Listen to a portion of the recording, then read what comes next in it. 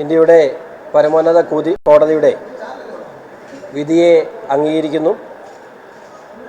ഇതിൽ ഭാരതീയ ജനതാ പാർട്ടി കേരള ഹൈക്കോടതിയിൽ സമർപ്പിച്ചിട്ടുള്ള ഹർജിയുടെ എല്ലാ വാദമുഖങ്ങളും സുപ്രീം കോടതി അംഗീകരിക്കുന്ന സാഹചര്യമാണ് ഉണ്ടായിട്ടുള്ളത്. ഇന്ന് കഴിഞ്ഞ ഓർഡറിൽ ബഹുമാനപ്പെട്ട ഹൈക്കോടതിയുടെ ഉത്തരവിൽ 6ാമത്തെ പാരഗ്രാഫിൽ the board shall for the time being function under the supervision of joint secretary എന്ന ആ ഒരു സെൻറ്റൻസ് മാത്രമാണ് ബഹുമാനപ്പെട്ട ഹൈക്കോടതി ഇടപെട്ടിട്ടുള്ളത്.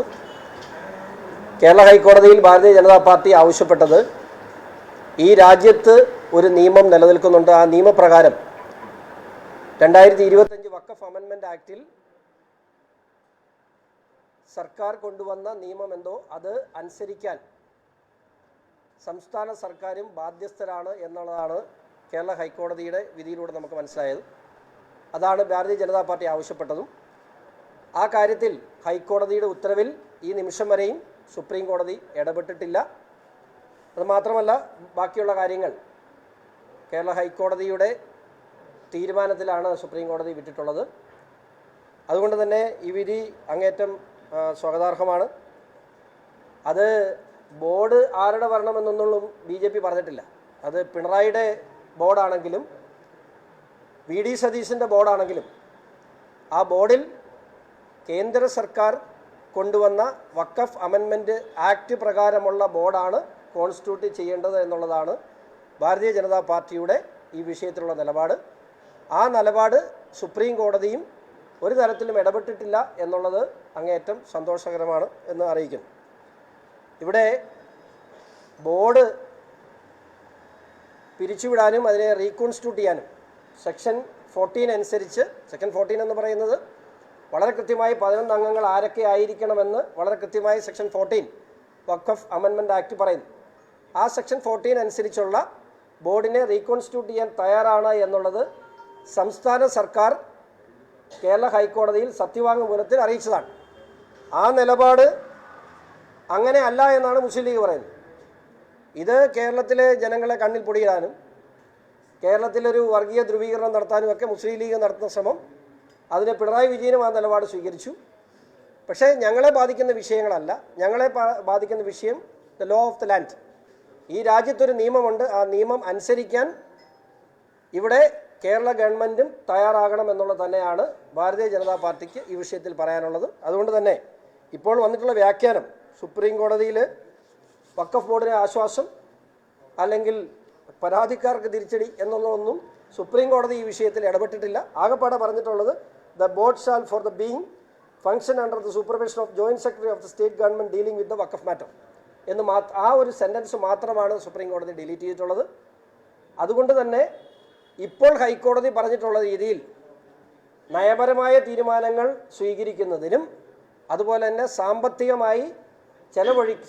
ചെലവഴിക്കുന്നതിനും വഖഫ് ബോർഡിനുള്ള എല്ലാ നിയന്ത്രണങ്ങളും ഹൈക്കോടതി ഉത്തരവ് പ്രകാരം തന്നെ തുടരും എന്ന് എല്ലാവരെയും അറിയിക്കുന്നു.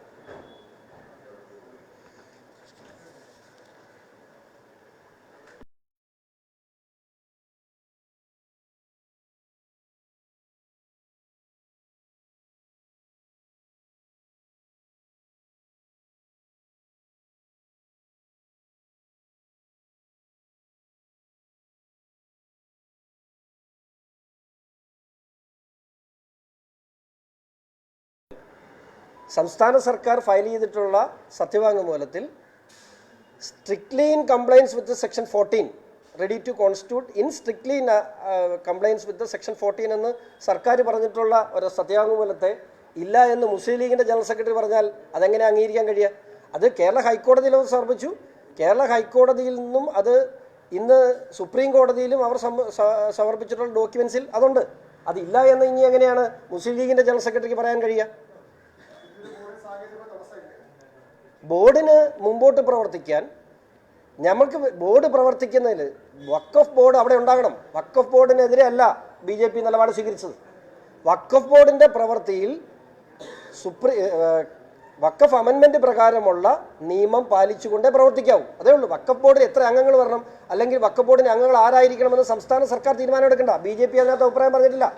പക്ഷേ അതിൽ പിണറായിയും കള്ളത്തരം കാണിച്ചു. പിണറായി പറഞ്ഞെന്താ? പിണറായിയുടെ ഇതിനകത്ത് the rest 2 members will be appointed shortly എന്നാണ് ഫെബ്രുവരി മാസം 4-ാം തീയതി അന്നത്തെ പിണറായി സർക്കാർ പുറത്തെടുത്ത ഗസറ്റ് പബ്ലിക്കേഷനിൽ പറഞ്ഞിട്ടുള്ളത്. അപ്പോൾ അതിൻ്റെ ഇൻറ്റൻഷനും എന്തായിരുന്നു? 2 പേരെ തുറന്ന് നിയമിക്കും. ആ 2 പേരെ നിയമിച്ചാൽ ഞങ്ങളുടെ പ്രശ്നം അവസാനിച്ചു. ഞങ്ങൾക്ക് മറ്റ് പരാതികളില്ല. അത് ഒരു പരാതിയും കൂടെ ഉണ്ട്. അങ്ങനെ ആ 2 അംഗങ്ങളില്ലാതെ ഫെബ്രുവരി 4-ാം തീയതി മുതൽ ഇന്ന് വരെ വഖഫ് ബോർഡ് എടുത്തിട്ടുള്ള തീരുമാനങ്ങൾ അസാധുവാക്കണം. കാരണം അവിടെ ആ 2 അംഗങ്ങൾ കൂടിയാലേ ബോർഡ് പൂർണ്ണമാകും. ഭൂരിപക്ഷം ഉണ്ടാകാൻ ബോർഡിൽ. പക്ഷേ ഈ 2 അംഗങ്ങൾ നിർണായകമാണ്. കാരണം ആ 2 നോൺ മുസ്ലിം അംഗങ്ങളെന്ന് പറഞ്ഞാൽ, ഇപ്പോൾ ഉദാഹരണമായി പറഞ്ഞാൽ, മുനമ്പത്തെ വിഷയത്തിൽ ഉമീദ് പോർട്ടലിൽ രജിസ്റ്റർ ചെയ്യാനൊരു തീരുമാനം വഖഫ് ബോർഡ് എടുത്തു. പക്കാ നിയമവിരുദ്ധമാണ്. കാരണം അതിൻ്റെ സർവേ നടപടികൾ പൂർത്തീകരിച്ചിട്ടില്ല. ഉമീദ് പോർട്ടലിൽ അപ്ലോഡ് ചെയ്യേണ്ടത് അതിൻ്റെ മുത്തവല്ലിയാണ്. മുത്തവല്ലി എന്ന് പറയുന്നത് ഫാറൂഖ് കോളേജാണ്. ഫാറൂഖ് കോളേജ് അറിഞ്ഞിട്ടില്ല. അപ്പം സ്വയം മുത്തവല്ലിയായി വഖഫ് ബോർഡ് തീരുമാനമെടുത്താണ് ഉമീദ് പോർട്ടലിൽ ആ മുനമ്പം ലാൻഡ്. അപ്പോൾ അതിൻ്റെ പുറകിലുള്ള കള്ളത്തരം എന്താണെന്ന് മനസ്സിലാക്കണം. ഉമീദ് പോർട്ടൽ രജിസ്റ്റർ ചെയ്തു. അപ്പോൾ ആ രജിസ്ട്രേഷൻ ഉൾപ്പെടെയുള്ള കാര്യങ്ങൾ വഖഫ് ബോർഡ് എടുത്ത തീരുമാനങ്ങൾ അത് റദ്ദു ചെയ്യണോ വേണമോ എന്നുള്ളത് ഇനി ഹൈക്കോടതി തീരുമാനിക്കേണ്ട വിഷയങ്ങളാണ്.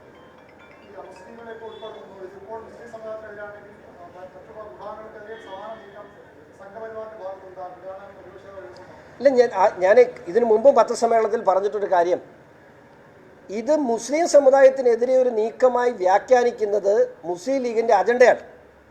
അതിന് BJP നിന്ന് കൊടുക്കേണ്ട കാര്യമില്ല. BJPക്ക് അങ്ങനെ ഒരു അജണ്ട ഇല്ല. അത് മുസ്ലിം ലീഗിൻ്റെ അജണ്ടയാണ്. അവരുടെ സമുദായത്തിനുള്ളിൽ അവർക്ക് പിടിച്ചു നിൽക്കണമെങ്കിൽ ഇത് ആവശ്യമാണ്. ഇത്രയും വലിയൊരു വിഷയം ന്യൂനപക്ഷ വകുപ്പ് മന്ത്രി, മുസ്ലിം ലീഗിൻ്റെ മന്ത്രി അറിയാതെയാണോ ഇങ്ങനെ ഒരു അഫിഡവിറ്റ് വന്നത്? ഇങ്ങനെ അല്ലാതെ ഈ രാജ്യത്തൊരു നിയമം ഉണ്ടെങ്കിൽ ആ രാജ്യത്തിൻ്റെ നിയമത്തിന് വിരുദ്ധമായി സർക്കാരിന് ഒരു അഫിഡവിറ്റും കൊടുക്കാൻ കഴിയില്ല. കുറേ കാലമൊക്കെ സമുദായാംഗങ്ങളെ പറ്റിക്കാൻ കഴിയും. പക്ഷേ ഒരു കാരണവശാലും അവർക്ക് ഈ നിയമം പാലിക്കാതെ വഖഫ് ബോർഡിന് മുമ്പോട്ട് പോകാൻ കഴിയില്ല. ആത്യന്തികമായി ഇതിൻ്റെ വിജയം ഞങ്ങൾ പറയുന്നിടത്തായിരിക്കും എന്നുള്ള കാര്യത്തിൽ ഒരു സംശയമാണ്.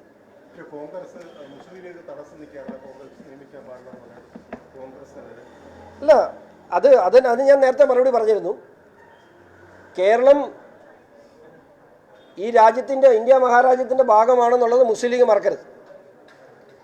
ഈ രാജ്യത്തിൻ്റെ ഭാഗമാണ്. ഈ രാജ്യത്തൊരു നിയമം ഉണ്ടെങ്കിൽ അതനുസരിക്കാൻ മുസ്ലിം ലീഗിനും ബാധ്യതയുണ്ട്.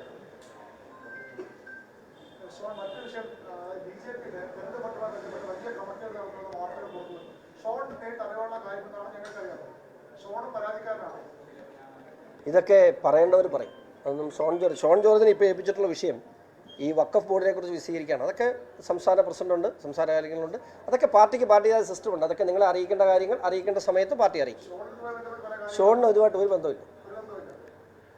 അതൊക്കെ പറയേണ്ട കാര്യങ്ങൾ, അതൊക്കെ പറയേണ്ട ആളുണ്ട്. ഞാൻ മാത്രമല്ല ഇവിടെ സംസ്ഥാന ഭാരവാഹികളായിട്ടുള്ള അത് പറയേണ്ട കാര്യങ്ങൾ സംസ്ഥാന പ്രസിഡന്റ് അല്ല അത് ഞാൻ പറഞ്ഞല്ല. നിങ്ങൾ എന്തേലും ചോദിച്ചാലും ഇതിന് പാർട്ടിക്കൊരു ഒരു സിസ്റ്റമുണ്ട്. ആ സിസ്റ്റത്തിന് അകത്ത് നിന്നേ സംസാരിക്കും. എന്നോട് ഇന്ന് സംസാരിക്കാൻ പറഞ്ഞിട്ടുള്ള വിഷയം ഇതാണ്. അതിനപ്പുറത്തേക്ക് എൻ്റെ വായിൽ നിന്നൊന്നും നിങ്ങൾക്ക് കിട്ടില്ല. അതിൻ്റെ ആവശ്യമില്ല. Thank you.